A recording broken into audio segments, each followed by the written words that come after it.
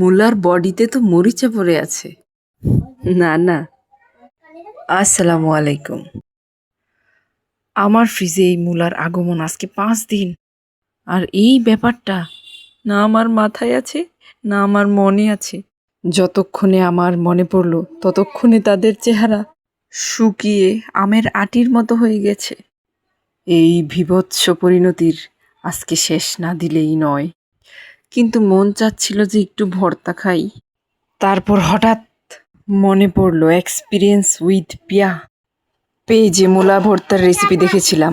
এবার সেখান থেকে কিছু জ্ঞান আর নিজের কিছু জ্ঞান একসাথে প্রয়োগ করলাম এই মূলাতে।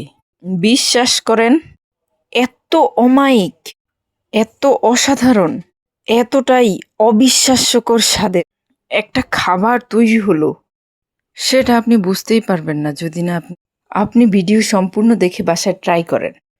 এই রেসিপির জন্য আমি 1 চা চামচ কালো সরিষা, সামান্য লবণ, 2টো কাঁচামরিচ, অল্প একটু পানি দিয়ে শিলপাটায় ভালো করে পিষে নিচ্ছি। আপনি চাইলে হলুদ সরিষা দিয়েও এটি করতে পারেন। এবার সবচেয়ে ফ্লেভারফুল উপকরণ কোরানো নারিকেল পিষে নিব। খুব ভালোভাবে নারিকেলগুলো পিষা হয়ে গেলে একেবারে মিহি করে গ্রেট করা মূলাগুলোও পিষে নিচ্ছি। আমি একটা গ্রেটার দিয়ে কুচি করেছি, আপনি চাইলে বটি দিয়েও কুচি করতে পারেন, তবে খেয়াল রাখবেন মূলাগুলো খুব চিকন কুচি হতে হবে। একইভাবে এগুলো পিষে নিচ্ছি। এবার সবটুকু তুলে নিলাম। এবার চুলায় একটি প্যান বসিয়ে এতে সামান্য সরিষার তেল দিচ্ছি। তেল গরম হয়ে এলে দিব সামান্য সরিষা দানা। তারপর দিয়ে দিচ্ছি শিলপাটায় পিষে রাখা উপকরণগুলোর সবটুকু মিশ্রণ। এবার এতে দিচ্ছি সামান্য হলুদের গুঁড়া, সামান্য মরিচের গুঁড়া দিয়ে ভালোভাবে মিশিয়ে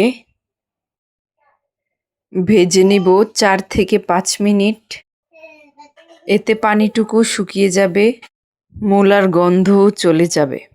যে পর্যায়ে নারিকেলের একটি মিষ্টি সুবাস বের হবে সে পর্যায়ে এটি তুলে নিব। আমিও ঠিক সেই পর্যায়ে তুলে নিচ্ছি।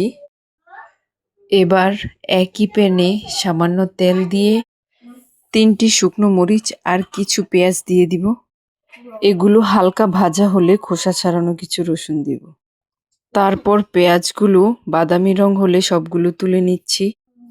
ভাজা উপকরণগুলো ঠান্ডা হওয়ার পরে সামান্য পরিমাণে সরিষার তেল, সামান্য পরিমাণে লবণ দিয়ে একটু একটু করে সবগুলো উপকরণ খুব ভালোভাবে মিশিয়ে নিব।